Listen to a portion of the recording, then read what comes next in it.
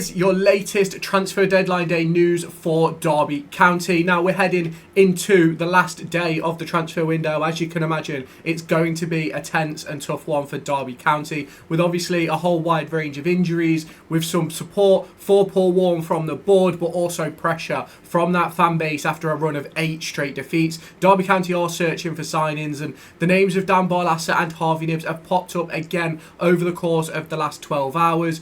Darren Whitcoop over on Twitter has confirmed that Dan Barlaser is still a live one, but clubs are wanting replacements before agreeing to a sale. So that one is sort of in the works, but sort of not. So we've got to see what Middlesbrough do with that one. The other one on the list is Harvey Knibbs. We're going to get into it in just a moment, but I think Derby County are in a really difficult position right now, because there's a lot that Derby County need to do over the course of the next 24 hours, although I know it's not 24 hours.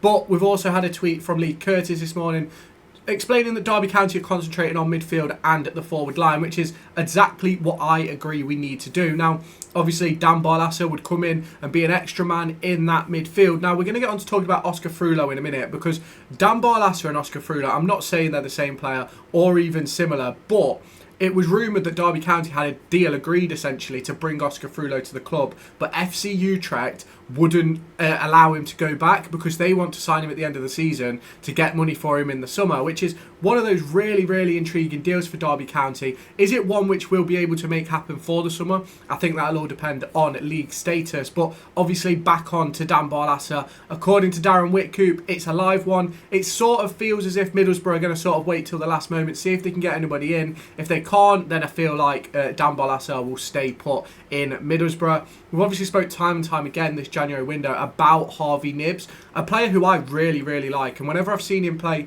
he's sort of always stood out to me. Now, I understand that Reading have lost quite a few players over the course of the last week, with Sam Smith heading to Wrexham, I think it was, and it's one of those for me where I do believe they'll let Harvey Knibbs go for the right price. Now, apparently, according to the forum, we've been in for Harvey Knibbs for probably the entire month. Now, the big problem with that is nothing has been done yet, which sort of, it's really annoying. I understand that they'll be wanting to get the best possible fee to be able to improve their squad and replace their players and things like that, but for me, Derby County just need to get deals over the line, and I think midfield is one of those areas where we really need it, especially in that creative sort of situation. And ultimately for me, I don't necessarily think that we play a system which suits a player like Harvey Knibbs, which is one of the reasons why Kenzo Houdmine struggles a lot. Now, obviously, within this transfer window, we're going to be talking time and time again about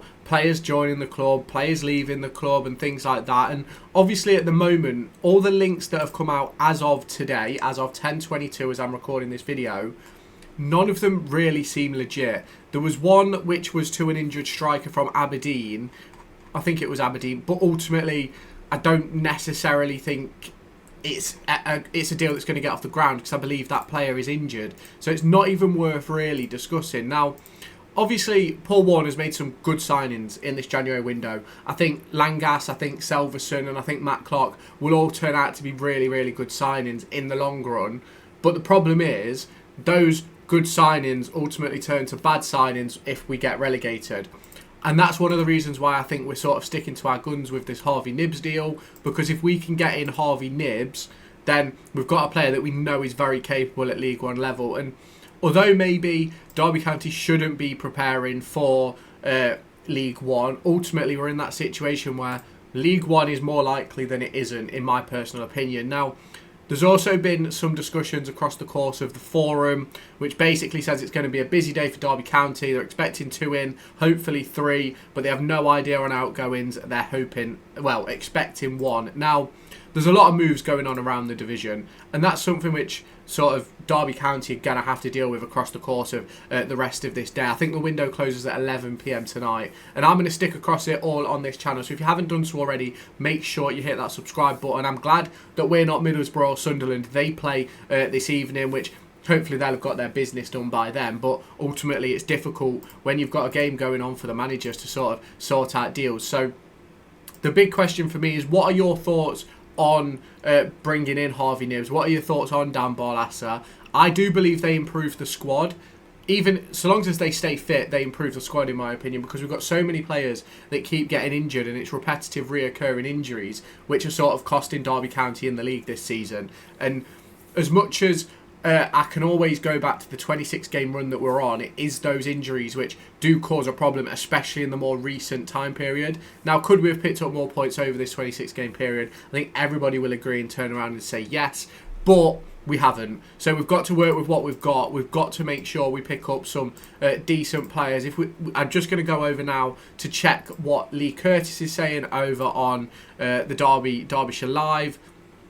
And it's one of those where he's continuing to discuss the interest in Dan Barlaser, and there's been a development up in the northeast. Personally, think he'd be okay for Derby, as he's not getting much first team starts for Borough, and Warren knows him very well. But where will Dan Barlaser come to Derby? Like, does he want to come and be in a relegation battle? I'm not entirely sure. Now, obviously, we spoke about Dan Barlaser and the potential for Middlesbrough wanting to get in a replacement. There's obviously another player, I think it's Dyke Steele, who could potentially be leaving Middlesbrough as well today. So it's one of those where they're not exactly going to sanction deals, which is going to put them at the back foot, if that makes sense, because obviously they're trying to push on for promotion. Yes, we're fighting relegation, and Dan Barlaser would play more for us than them, but ultimately there's no reason for them to let a player go who could be useful for them over the course of the next few months to help our season, although that could help them in our games coming up. Obviously, Middlesbrough have Norwich just behind them. We play them at the weekend. So it's a very interesting situation for Derby County, and obviously we get back into Oscar Frullo, and it is an interesting deal that Derby County haven't been able to sort out, because when I think it was Lee Curtis who reported that Derby County had essentially agreed a deal of around £3.5 million to bring in Oscar Frullo, but that deal sort of has gone dead in the water because of FC Utrecht not allowing him to return. And with FC Utrecht not allowing him to return to Borussia Mönchengladbach, it sort of shuts down any potential opportunity for Derby County to bring in players. Now, are we a better team now than at the start of the transfer window? I'd probably argue no. We've let Cash-in go, which obviously a decent deal to get in for Cash-in, but if you look at the grand scheme of things, it's not exactly sort of been replenished. We've brought in Langas since he came in, who could be a really good player. We don't know yet. We've not seen him in a Derby shirt. We'll probably see that on Saturday.